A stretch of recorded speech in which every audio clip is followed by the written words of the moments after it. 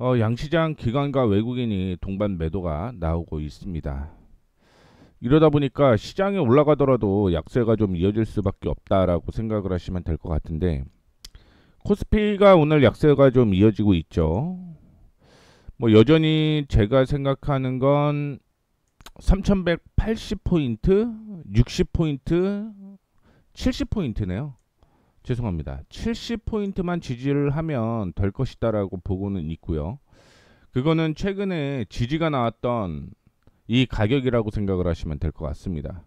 여전히 상승 추세는 유지가 되는 거고, 뭐 조정을 받는다라고 하더라도 실질적으로는 3130포인트만 유지를 하게 되면 상승 추세가 유지가 된다라고 생각을 하시면 될 것 같습니다. 여전히 고점과 저점은 높아지고 있다라고 보시면 될 것 같고요.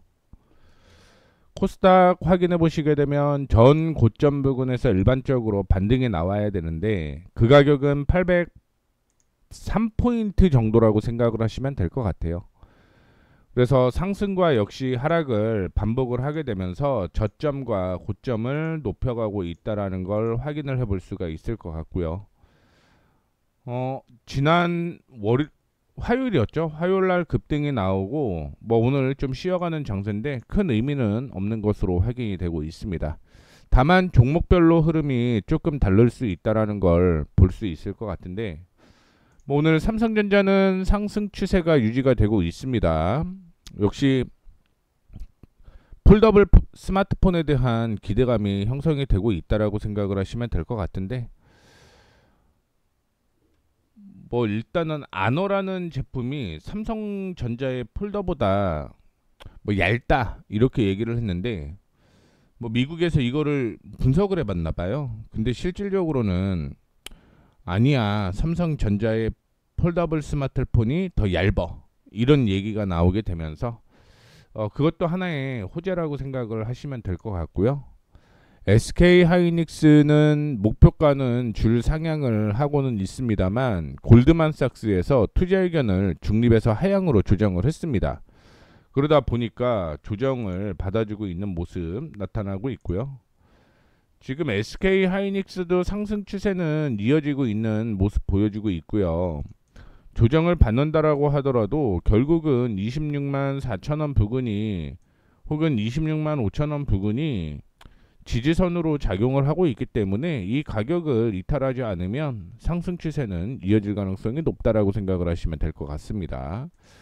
이렇게 SK 하이닉스의 주가가 약세를 보이다 보니까 당연히 SK 스퀘어 역시 하락을 하고 있는데, SK 스퀘어는 좀 달라요. 지금 지지선 부근인데 여기를 이탈을 하게 되면 하락 추세로 전환되는 모습이 연출이 될 가능성이 있기 때문에 이 점은 좀 참고를 해 주셔야 된다라는 거 말씀을 좀 해드리도록 하겠습니다. SK 스퀘어 하락은 SK 하이닉스, SK의 하락이 이어지는 거죠. 어쨌든 자회사들의 약세가 이어지고 있기 때문에. 다만 20만 5천원 부근이 지지선으로 작용을 하고 있는데 이 지지선에서는 일부 반등이 나오는 걸로 확인이 되고 있습니다. 자, 그 다음에 카카오가 오늘 상승을 하고 있는 모습인데 특별한 이슈는 없습니다. 특별한 이슈는 없고, 오늘 카카오 그룹주에서 카카오페이가 급락이 좀 나오고 있는 모습인데, 일단 미국에서 스테이블 법안 통과에 대한 기대감은 존재를 하고 있습니다만 신한금융투자에서 스테이블 코인 과도한 기대감이 오버슈팅이다, 그렇기 때문에 뭐 재점검이 필요하다라는 의견이 나왔습니다. 투자 의견은 중립을 제시를 좀 했고요. 기존에는 매수였거든요. 그런데 중립으로 하향 조정을 했다라고 하는 건 사실상 매도 의견인 거죠. 그러다 보니까 뭐 이전에 3만원대부터 시작을 했던 카카오페이가 11만원대까지 올라왔다가 오늘은 거의 10% 가까이 약세가 이어지고 있는 모습이고요. 철강비철은 약세가 이어지고 있습니다. 그 안에서 역시 방산주에 대한 상승이 이어지는 건데, 방산주는 지금 뉴스를 찾아봐도 아무 얘기가 없을 것 같은데 이거는 유럽발 이슈라고 생각을 하시면 될 것 같아요. 뭐 프랑스가 지금 GDP 대신 부채 비율이 굉장히 좀 높아요. 그래서 다른 거는 다 동결을 했습니다. 그 중에 늘린다라고 하는 건 방산비밖에 없어요.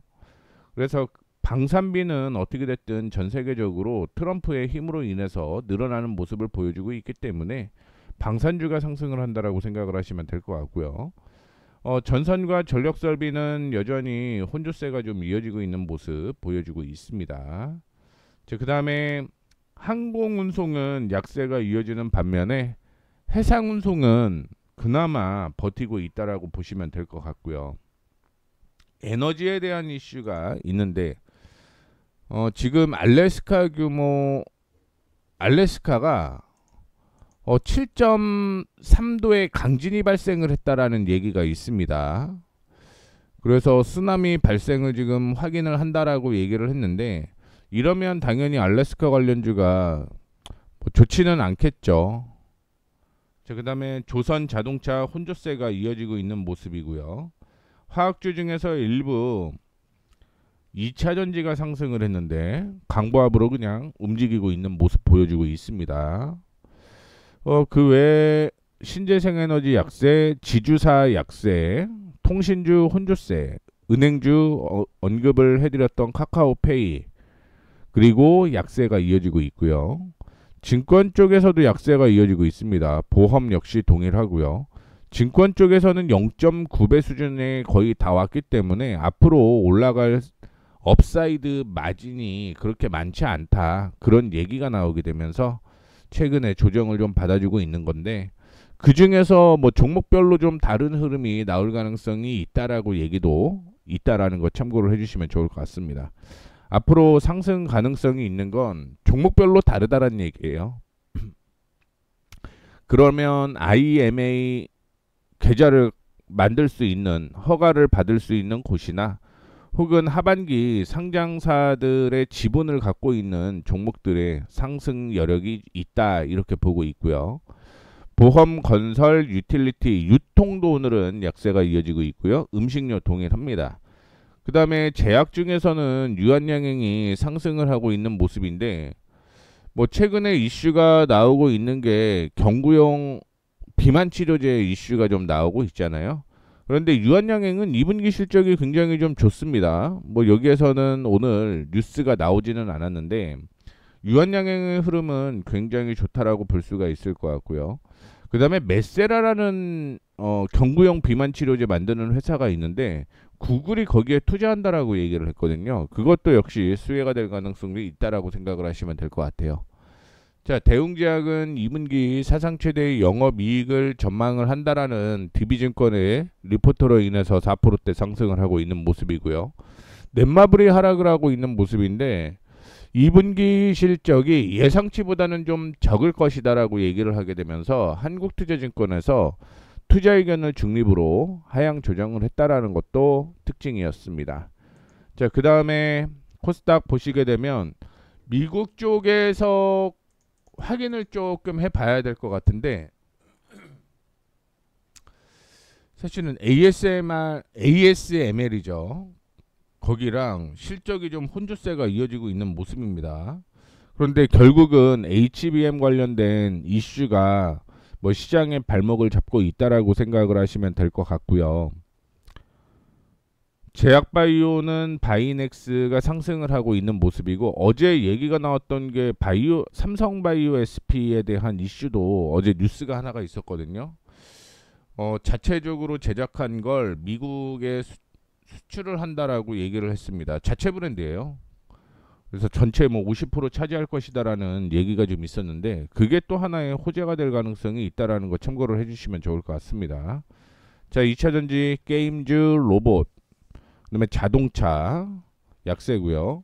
NHN, KCP는 스테이블 코인 법안 통과 가능성에 급등을 하고 있다라고 보시면 될 것 같고요.